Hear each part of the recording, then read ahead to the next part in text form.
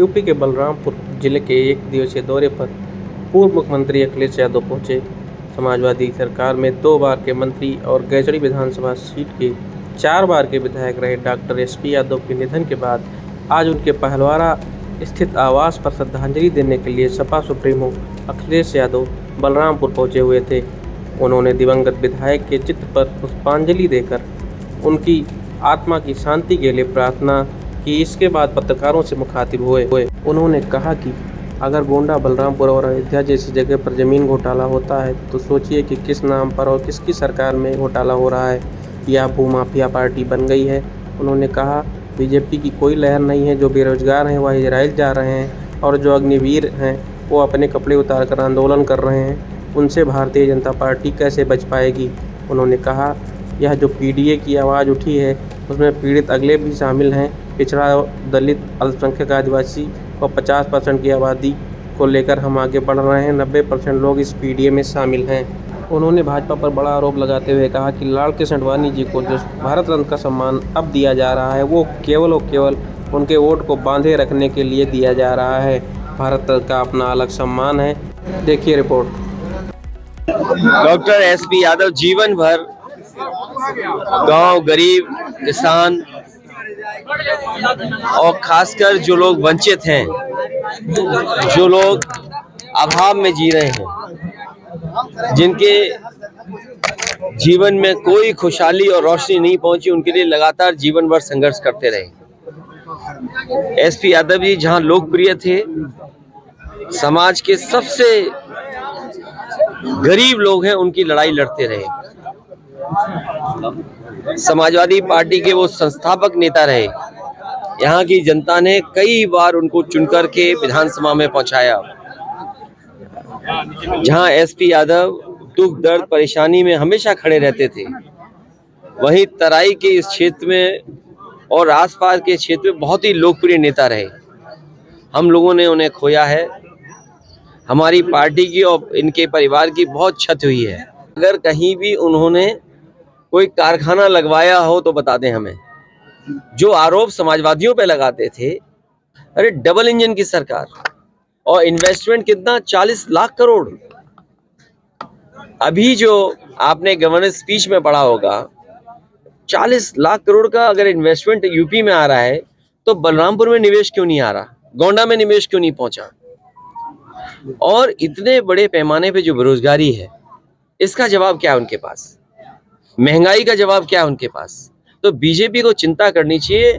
उनका सब सांसद इस संकट में है कि कहीं उनकी टिकट तो नहीं कट रही है। और जो हमें जानकारी मिली थी, मैंने पहले भी कहा, फिर दोहराता हूं उस बात को, कि सभी सांसदों की उनकी टिकट कटने जा रही है। जो एक सांसद हैं वो सीट बदलना चाहते हैं। तो सोचिए, अगर ऐसी परिस्थितियों में जिन्हें राजनीति करनी पड़ेगी तो क्या सीट जीतेंगे वो। इसीलिए जानबूझ करके दूसरों की चिंता उन्हें ज्यादा है, उन्हें चिंता अपनी होनी चाहिए। और हमारे साथी ने जो पूछा कि भारत रत्न, ये भारत रत्न अपने वोट को बांधने के लिए दिया जा रहा है, ये सम्मान में नहीं दिया जा रहा है। सम्मान तो है खैर उस बात को, क्योंकि भारत रत्न है, लेकिन अपने वोट को बांधने के लिए। मैंने कई बार ये कहा कि अगर कोई पुण्य काम होने जा रहा हो, कोई बहुत बड़ा काम होने जा रहा हो और पीडीए के लोग दुखी हों, 90% आबादी वाले लोग दुखी हों, तो ऐसे पुण्य काम में उनको भी कम से कम भला होता। और अगर जमीन घोटाला हुआ है, वो भी अगर गोंडा है, बलरामपुर है या अयोध्या जैसी जगह पर 3271 तो सोचिए आप कल्पना करिए कि किस नाम पर, किस सरकार में इस तरह का घोटाला हो रहा है। अगले जी 2024 भू माफिया पार्टी बन गई है। कोई लहर नहीं है। ये जो बेरोजगार इजराइल जा रहे हैं,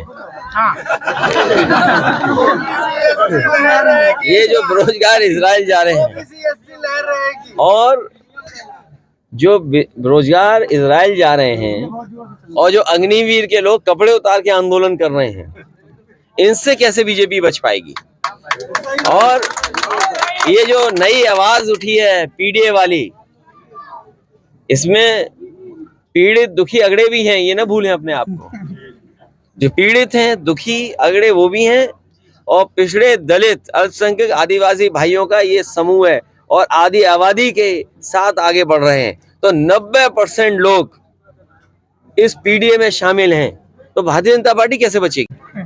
मुश्किल तो यह है कि कई बड़े आयोजन होते हैं, बड़े कार्यक्रम होते हैं, हम लोगों को निमंत्रण ही नहीं मिलता, तो अपने आप क्या मांगे हम निमंत्रण? अखिलेश जी मंदिर में तो निमंत्रण मिला था आपको। अपने आप मांगने से मिला।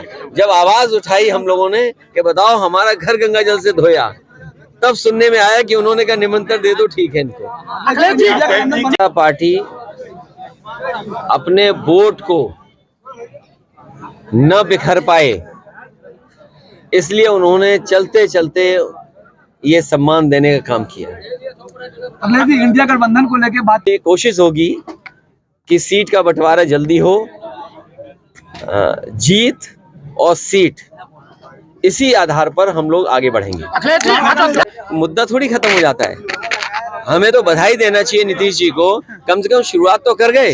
ये बात अलग है कि वो कामयाब नहीं हुए, बीजेपी के लोगों ने कुछ जादू चला दिया, क्या किया उस बारे में मैं नहीं जाना चाहता हूँ, लेकिन जो बात उठी है जाति जनगणना, आबादी के हिसाब से हक और सम्मान, बाबा साहब भीमराव अम्बेडकर जी यही तो चाहते थे।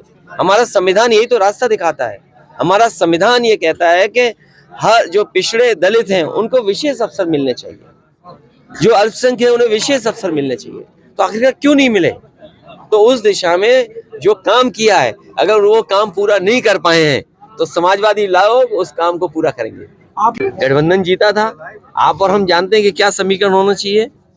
अगर बीजेपी ये कदम उठाती तो हम ये कदम उठाएंगे, तो उसमें क्या दिक्कत है? तो जब समीकरण से चुनाव हो रहा है तो हम भी अपना समीकरण से इंतजार करेंगे। Wait and watch.